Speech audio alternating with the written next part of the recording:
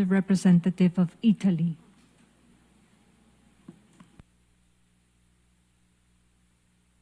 Thank you, Chair. I've asked for the floor to exercise Italy's right of reply in relation to affirmations made, in particular by Iran, on nuclear sharing arrangements. I'm also taking the floor on behalf of Belgium, Germany, and the Kingdom of the Netherlands. As usual, we reply that these arrangements are fully consistent with both Article 1 and 2 of the NPT, since the United States retains full custody and control over its nuclear weapons deployed in Europe. There has been no transfer of nuclear weapons whatsoever, and we remain non-nuclear weapon states according to the NPT.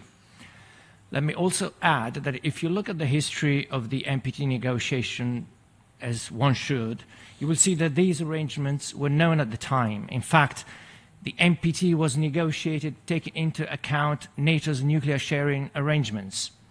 They were part of the general understanding on a non-proliferation treaty and were discussed and accepted by the Soviet Union and then by other signatories. No one objected to those arrangements during the negotiations. No one objected to these arrangements upon signing and ratifying the treaty. No one objected to these arrangements for decades at each of the first 9 review conferences. Then on 2015, Russia raised this issue for the first time, a year after its annexation of Crimea and the invasion of the eastern regions of Ukraine in 2014. And perhaps this is not a coincidence. Far from being in violation of the NPT, nuclear sharing arrangements have provided an element of stability to the NPT since its inception. Not only are they in full legal compliance with the NPT, they have also been for decades and remain beneficial to the NPT. This is because they provided allies with security guarantees that reduce incentives for them to develop their own nuclear capabilities.